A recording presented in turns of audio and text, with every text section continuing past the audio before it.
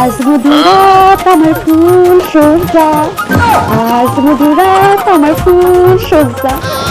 আজকে আমাদের বাসর ঘর। কি ব্যাপার গালিব? তোমার পেয়াটা তুমি আমার নাম ধরে ডাকছো। তুমি আমার স্বামী, তোমার নাম ধরে ডাকবো না? না ডাকবো না, আমি তোমার শিক্ষক ছিলাম, এখন তোমার শিক্ষক আছে। স্যার বলবা? আমি স্যারই কইলাম। আজকে আমাদের বাসর যাই, আপনার হাতে থাকবে আমার জন্য ফুল। আপনাকে বইকে কয়েকদিন ধরে পড়াশোনা করতে পারো না, সবাই ঘুমিয়ে গেছে, মনোযোগ দিয়ে বই করবা। এসব আপনি কি বলতেছেন স্যার? আজকে আমাদের বাসর যাই। প্রেম ভালোবাসা আমরা পরে করবো, এখন না। এবার ফেল করলে আর পরীক্ষা দিতে পারবো না, এখন পরীক্ষাটা সবচেয়ে ইম্পর্টেন্ট। আমার মাথার মধ্যে প্রেম ভালোবাসা বই পড়াশোনা এসব তো আমার মাথা ঢুকবে না। এই তোমার বিয়ে করতে কিন্তু আমি শুধু সংসার করার জন্য এমনি বিয়ে করছি, তোমার একটা মেধাবী ছাত্রী বানাবো সেই জন্য। তুমি কথা দিচ্ছিলে যে তুমি মনোযোগ দিয়ে পড়বা, সেই সপ্তাহে বিয়েটা হয়েছে। এবার যদি ঠিকভাবে মনোযোগ দিয়ে পড়াশোনা না করো তাহলে কিন্তু আর পরীক্ষা দিতে পারবে না। পড়ো, মনোযোগ দিয়ে পড়ো। পড়ায় কেন মনোযোগ দিব স্যার? মন তো আমি দিয়ে রাখছি আরেক সাইড। যেখানে দিয়ে রাখছো সেখান থেকে ফেরত হয় না, পড়ার মধ্যে মন ঢুকা। কোথায় দিয়ে রাখছো? এই যে আমার চোখের চাহনি, হাব ভাব, চাল চলন দেখে বুঝেন না? আমি বইয়ের ভাষা ছাড়া আমি আর অন্য কোনো ভাষা বুঝি না, কোনো কিছু বুঝি না। আমার ভয় লাগে, আমি পারি না, ওই যোগ্যতা আমার নাই, আমি মন বুঝি না। আপনি যেহেতু বুঝেন না তাহলে আমি নিজেই করে দিতেছি। আমার মন আমি আপনাকে দিয়ে রাখছি। আর আমি নেই নেই, তুমি দিছো, আমি নেই নেই, তোমার মন মাঝখানে ঝুলে আছে, তুমি ফেরত দাও। আমি আপনার ভালোবাসি, আপনার আমি বিয়ে করতে চাই। একটা তো দাঁত ফেলে দেবো, বেয়াদব। বরাবর আজকে থেকে আপনার মেয়েকে বরাবর। স্যার আজকে থেকে কে লেখা পড়াইবেন না, এই কথাটা তো কইবেন স্যার। আমি স্যারকে ভালোবাসি, তার বিয়ে করতে চাই।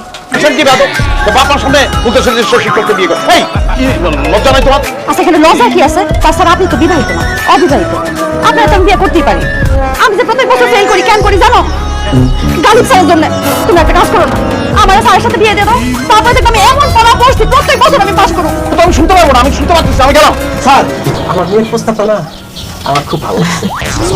আপনাদের বিয়ে করে আপনার পাশে রাখে একজন ছাত্রীর বাবা হিসেবে আপনার কাছে আমার বিনীত অনুরোধ। কি ভয়ঙ্কর অনুরোধ করলেন আপনি? আমি একজন শিক্ষক, আপনি শিক্ষককে বলছেন ছাত্রীকে বিয়ে করতে?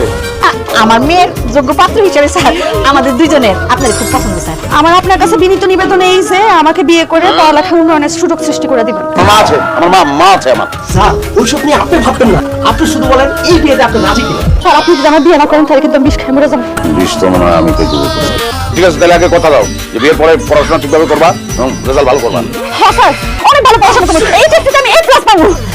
ঠিক আছে, তাহলে আমি রাজি। আমার মার সঙ্গে আপনারা কথা বলেন। সেই শর্তটা যদি না মানো তাহলে কিন্তু আমি এখন বাইরে চলে যাবো। না না স্যার এমন কথা বললেন না, বাসর রাতে আমি একলা একলা থাকতে পারুন না। আমি পড়ুন সেটা রাজি। শোনো, you know, a peaceful. A peaceful is a small shop where people come to drink tea. And a very small shop for custom. দুলা ভাই কেমন আছেন আপনি? কি হলো দুলা ভাই, চুপ করে আছেন কেন? আমি একটু কথা কন। আমার মুখ দিয়ে কথা বেরিয়েছে, আমার জবান বন্ধ হয়ে গেছে। আমি তোমাদের শিক্ষক, তা আমার দুলাভাই বলতেছো?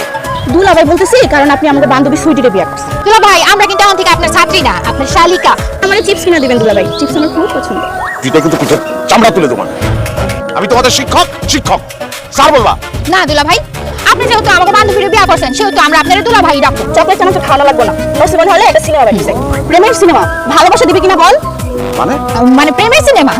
এখন এই জায়গায় সিনেমার একটা সিন হবে, ফাইটিং সিন। আমি তোমাদের মারবো, ও মানুষ দেখবে।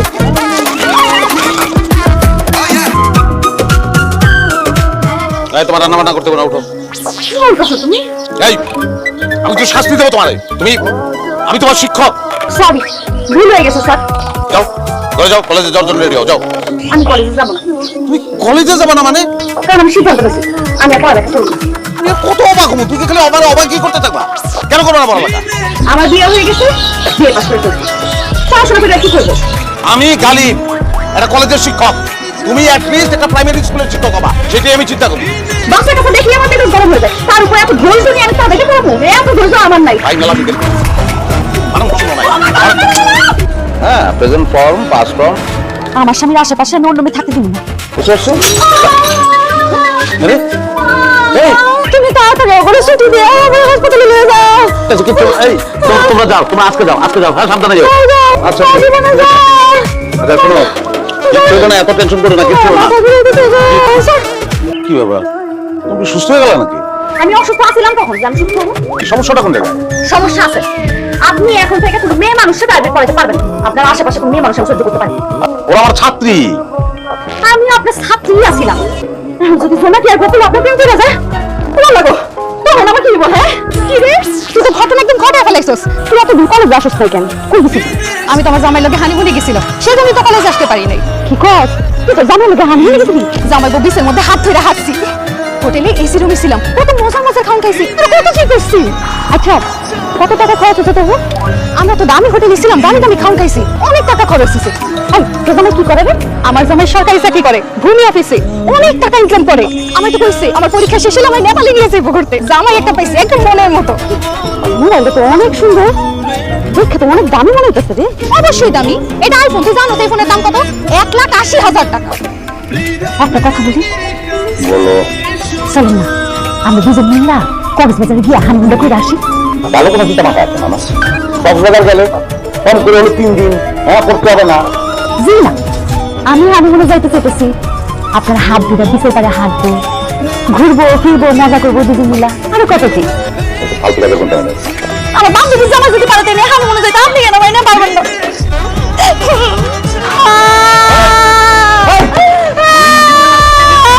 আম্মা, আমাদের বিয়ে হয়েছে কতদিন হয়েছে, আমি তার এতবার করে বললাম হানিমুনে নিয়ে যাও, হানিমুনে যাও, নিয়ে যাও। কেন সুইটি যদি কান্নাকাটি করো লাভ নেই।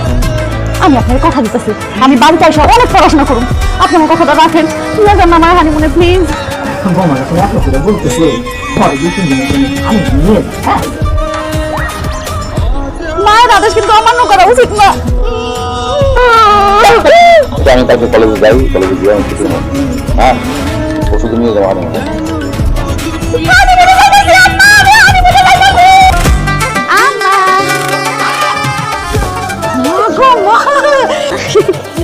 কিন্তু আম্মা আপনি যাবেন না কেন আমাদের সাথে? আপনি গেলে অনেক মজা হইব, চলেন না। তোমরা দুজনে যাও। ঠিক আছে আম্মা, আপনার জন্য কক্সবাজার থেকে কিনে আসবো। আমার জন্য আবার কি আনবা? আমার জন্য কিছু আনতে হবে না।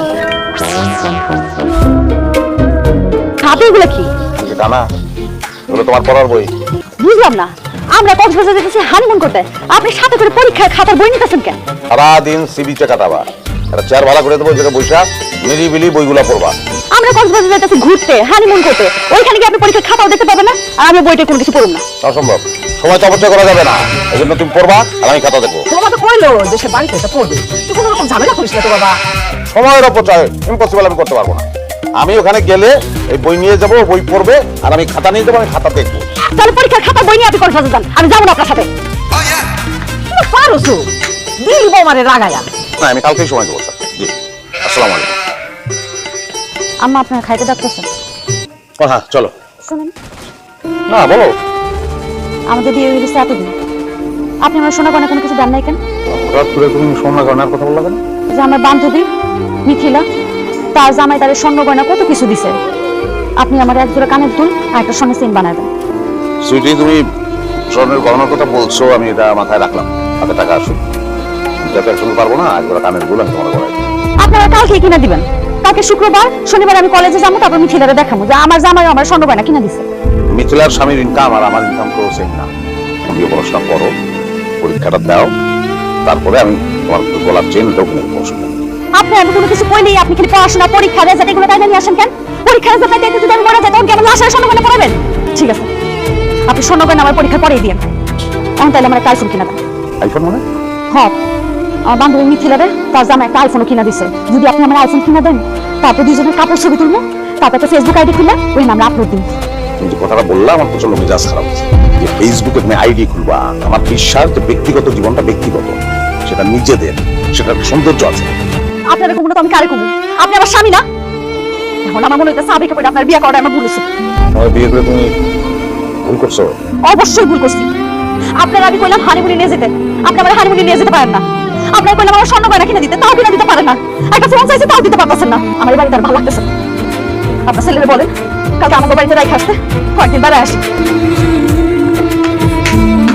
জামাই বাবুজি বাইরে দাঁড়িয়ে রয়েছো কেন? আসো, ভিতরে আসো। না আমি এমনিতে দেরি হয়েছে, তা নাস্তা আজকে আর খাবো না। ছুটি তোমার বাবা নিতে আসবো। আমার এমনিতে আসার দরকার নেই, আমি আপনার সাথে আর সংসার করবো না। কেন? কেন সংসার করবো আপনি বুঝেন না? কারণ আপনি একজন শিক্ষক, আপনি তো আমার আপনার বউ মনে করেন না, মনে করেন আমি আপনার ছাত্রী। আর তাই আপনার যদি আমার সাথে সংসার করতে হয়, আপনার শিক্ষকতা ছাত্রী, খালি নামে এই শিক্ষক। এই চাকরির মধ্যে টাকা পয়সা কোনো কিছুই নাই। আমি হানিমুনে যাইতে চাইছি, তাও নিতে পারে নাই। স্বর্ণ গয়না কোনো কিছুই দেয় নাই।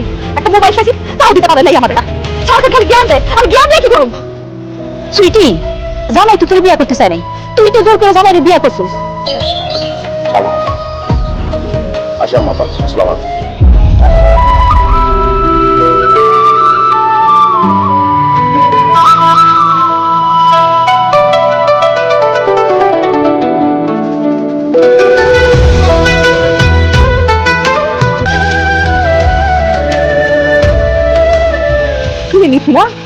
তুমি বৃষ্টি দেখে না আমি কি পদে করে কোথা চাইছি এখন আমার কিছু টাকা ধার দিতে পারবি বুঝলাম না তোর জানো না অনেক টাকার মানুষ তার কাছে টাকা পয়সা তুমি ব্যাপারই না সত্যি আমার তো আমি ঘুষ খেতে গিয়ে পুলিশের কাছে ধরা দিয়েছে তুই মানে ঘুষ খাইতো আমার দামে আসলে এত টাকা বেতন পাইতো না ঘুষের টাকা দিয়ে এসে আমার দাবি দামের মোবাইল দাবি দাবি শাড়ি বলে এইসব কিনতে দিত আমার বাবা মারা আমার মানুষ সব শেষ সবাই এখন আমার দাবি ঘুষ করবো ঘুষ করে বিয়ে না পেরা আমি যদি একটা গরিব রিক্সাওয়ালা বিয়ে করতাম তা আমি অনেক শান্তিতে থাকতাম শুনতে পারতাম তুই অনেক কথা বলতে মালিক স্যারের মতো এমন শিক্ষিত সম্মানিত লোকের বলতে ওনার টাকা পয়সা না থাকতে পারে কিন্তু একজন সৎ মানুষ তুমি তো ঠিকই করছো তুই কোনো ভুল মানুষকে বিয়ে করছ না। মানি তো আল্লাহর কাছে শুকরিয়া আদায় করা দরকার যে তোর জামাই একজন সৎ মানুষ আদর্শ মানুষ ভালো মানুষ এমন সময় আছে মা যাও জামাইয়ের কাছে যে মাপ চাইনি একবার ভুল করছিস আর ভুল করিস না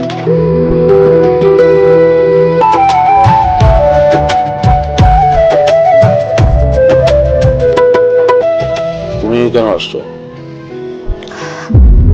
আমি আপনার কাছে ক্ষমা চাইতে আসছি আমি শিক্ষকতার মতো মহান পেশাকে ছোট করে দিয়েছি সবচেয়ে বড় কথা হলো আপনি আমার স্বামী আমি আপনার সাথে বেয়াদবি করছি আমার আপনি মাফ করে দেন আমি আপনার মতো একজন মহান ব্যক্তির সারা জীবন থাকতেছি আমি কথা দিতেছি এখন থেকে মনোযোগ দিয়ে পড়াশোনা করুন